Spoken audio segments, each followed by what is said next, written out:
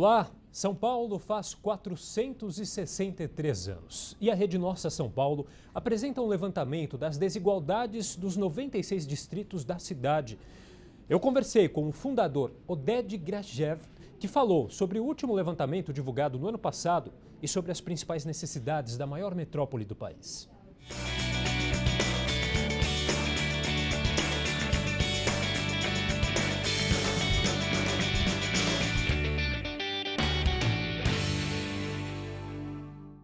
Oded, primeiramente, muito obrigado por receber a equipe da TV Câmara. Eu queria começar a entrevista te perguntando, de acordo com os estudos da Rede Nossa São Paulo, para onde caminha a nossa cidade? Se não houver mudanças, a cidade vai ter baixa qualidade de vida para os seus habitantes, né? As pessoas não estão contentes com sua qualidade de vida, estão aqui porque precisam de um trabalho, a cidade oferece oportunidade de trabalho, então oferece oportunidades econômicas. A cidade é uma cidade de muitos conflitos, porque é uma cidade com muita desigualdade, né? Muita desigualdade entre as regiões da cidade, entre os distritos, entre as subprefeituras. Então, é uma cidade que vai ser, se não mudar, é uma cidade que vai atrair as pessoas por suas atrações culturais, artísticas, mas principalmente pelo trabalho, mas com muita baixa qualidade de vida. Então, na sua opinião, de modo geral, o paulistano não está satisfeito com a cidade onde vive? Não é minha opinião, é a opinião dos cidadãos, das pessoas que moram em São Paulo. A gente, junto com a população, mais de 40 mil pessoas, elencaram uma série de indicadores que eles dizem, né, as pessoas dizem, elas dizem que são importantes para a sua qualidade de vida. É uma escolha da população. E o IBOP deu uma validade estatística e junto com o IBOP a gente faz a pesquisa perguntando, bom, aquilo que você escolheu como importante para a sua qualidade de vida, qual é o teu grau de satisfação? E o resultado é muito assustador, muito decepcionante. As pessoas dão nota de 2, 3, 3,5. Todas as notas de todos os indicadores estão abaixo da média, né? Então, não é minha opinião, é a opinião da população que diz, olha, não estou satisfeito com minha qualidade de vida e se eu pudesse, inclusive, mudaria de cidade. Eu não estou mudando porque eu tenho raízes, tenho família, principalmente trabalho, mas a minha qualidade de vida é muito baixa. E qual que é a sua expectativa em relação ao plano de metas do prefeito João Dória? Bom, a expectativa é que ele sinaliza e ele efetive uma mudança na qualidade de vida na cidade de São Paulo para as pessoas, que melhore a qualidade de vida das pessoas. Em primeiro lugar, que ele possa apontar para reduzir a desigualdade na cidade de São Paulo. A desigualdade na cidade, que é muito grande, é só olhar o nosso mapa da desigualdade, onde você vê as diferenças entre os indicadores dos distritos da cidade, são diferenças de dezenas de vezes, centenas de vezes, milhares de vezes entre os indicadores, entre um distrito e outro, na mesma cidade. Só para ter uma ideia, temos no pior distrito da cidade e o melhor distrito da cidade, a diferença na expectativa de vida, quanto as pessoas vivem, a diferença é de 25 anos, 55 anos em relação a 80 anos, por exemplo, em Pinheiros. Então, na mesma cidade, as pessoas têm que se deslocar longas, grandes distâncias para ter acesso à saúde, à educação, ao lazer, à cultura e ao trabalho. O paulistano passa mais de um mês por ano no trânsito, não porque ele quer, porque ele precisa. Então, esse é fruto da desigualdade, porque você tem mais ou menos, grosso modo, metade dos distritos da cidade não tem um parque, um equipamento esportivo, uma biblioteca, um centro cultural, especialmente para a juventude. Os empregos estão muito concentrados de um lado, as habitações, a moradia de outro lado. E isso provoca a necessidade das pessoas ou não ter acesso a uma área verde, não ter acesso a um centro cultural, não ter acesso ao trabalho, não ter acesso, por exemplo, a parque, ou ter que se deslocar, usar automóvel, ônibus na cidade, piora muito a qualidade do ar na cidade de São Paulo. A poluição é um grave problema da cidade de São Paulo. as doenças respiratórias, especialmente crianças e mais idosos, é o principal problema da cidade de São Paulo em termos de saúde. Então, o que a gente espera nesse plano de metas é que, em primeiro lugar, aponte para uma redução da desigualdade na cidade de São Paulo. Por exemplo, tenha como meta nenhum distrito da cidade de São Paulo, dos 96 distritos da cidade, com zero de equipamentos e serviços públicos essenciais. Que houver um plano, uma meta de criação de trabalho, de emprego, perto de onde as pessoas moram, né? Que aponte nessa direção, que olhe o IRBEM, aquele levantamento que a gente faz sobre a qualidade de vida, onde as pessoas qualificam o que elas acham importante para a qualidade de vida, qual o grau de satisfação com aquilo, e melhore aquele indicador. O que a gente percebeu também em gestões passadas são um grande número de promessas nesse plano de metas e pouco mais da metade, às vezes até um pouco menos da metade, é cumprido. Ou seja, são muitas metas para pouco trabalho. O plano de metas, hoje agora nessa gestão vai ser a terceira gestão que vai trabalhar com o plano de metas. Acho que é bastante ensinamento a mostrar que é bom que leve a sério, né, porque isso é muito discutido no processo eleitoral, isso impacta o processo eleitoral, isso fornece um instrumento muito valioso para análise e para avaliação da gestão pública. Então é muito importante fazer um bom plano de metas, tem que conter o que prometeu na campanha, ter uma boa gestão, é importante ter uma boa gestão orientada para cumprir as metas. Então, se apenas metade, mais ou menos, né, em linhas gerais, se for cumprir até agora, porque, em primeiro lugar, talvez se prometeu demais na campanha, talvez porque a gestão não foi boa, talvez não se levou muito a sério, em alguns casos, o plano de metas, porque não houve, talvez, coordenação entre as secretarias, porque não se avaliou muito bem os recursos, o orçamento versus as metas, mas todas as metas que foram estabelecidas nas gestões passadas eram metas cumpríveis, vamos dizer assim, se houvesse uma prioridade, se houvesse uma boa gestão.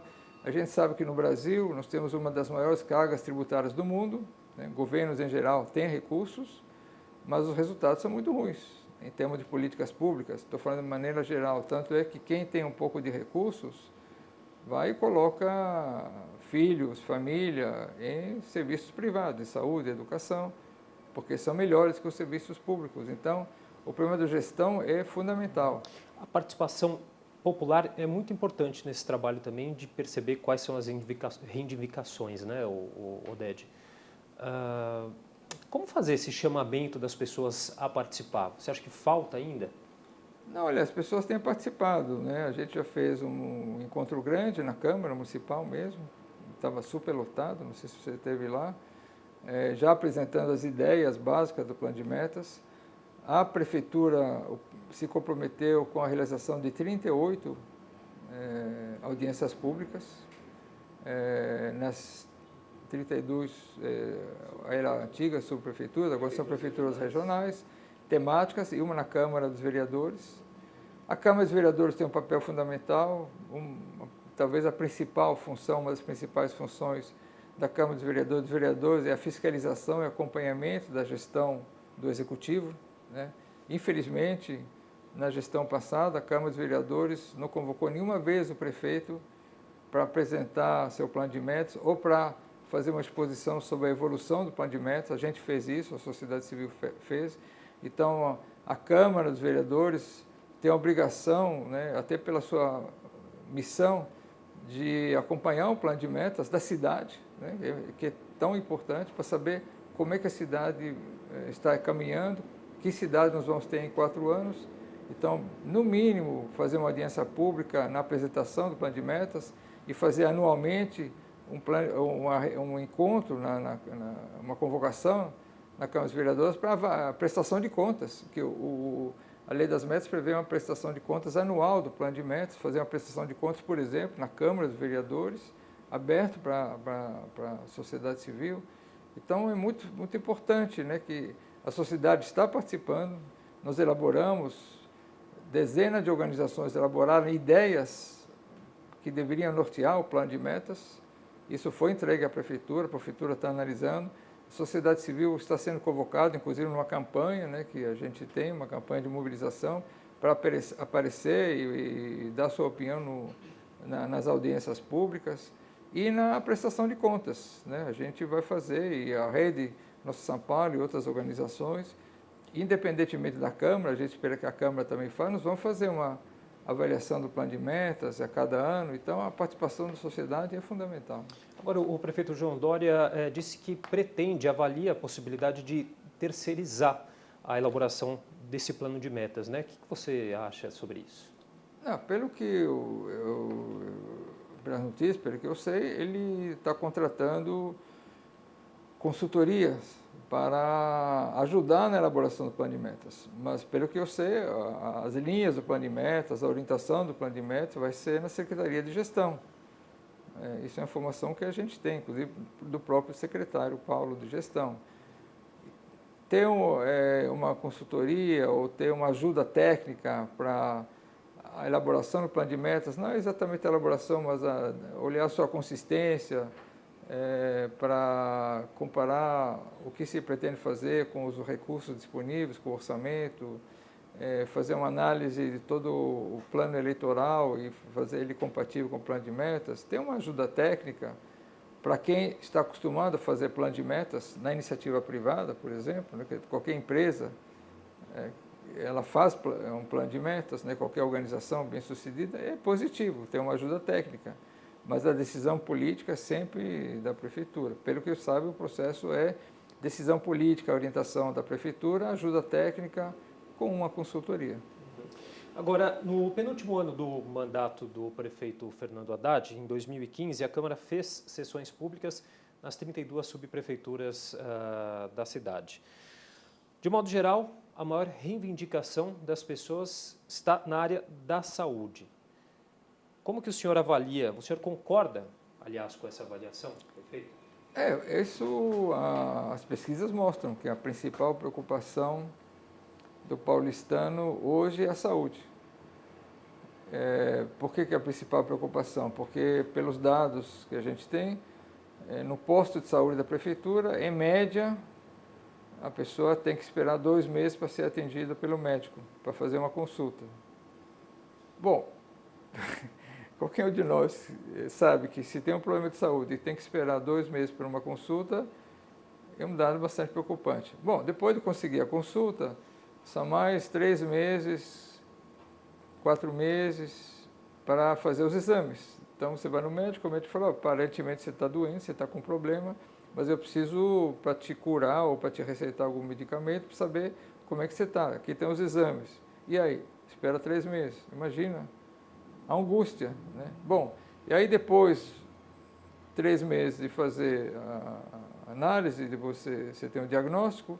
Bom, se você precisar de uma operação mais complexa, mais 5, 6, 7 meses.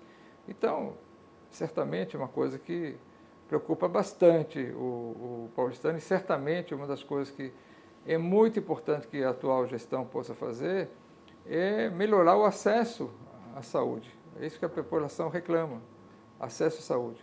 Do outro lado, também ações preventivas, para as pessoas não fiquem doentes. E, como eu falei anteriormente, o principal problema é a poluição da cidade, causada pelo transporte, né, na cidade de São Paulo, porque as pessoas usam muito transporte e tem que usar muito transporte e diminuir a necessidade do uso do transporte e também colocar na rua, incentivar frotas de combustível mais limpo, continuar a incentivar o uso de outras alternativas, como por exemplo a bicicleta e o transporte coletivo, é fundamental, levando perto da casa das pessoas as suas necessidades, para que não tenham que usar o transporte, façam tudo o que precisam a pé, né, incentivar e viabilizar a mobilidade dos pedestres, e esse agindo na causa das doenças, né?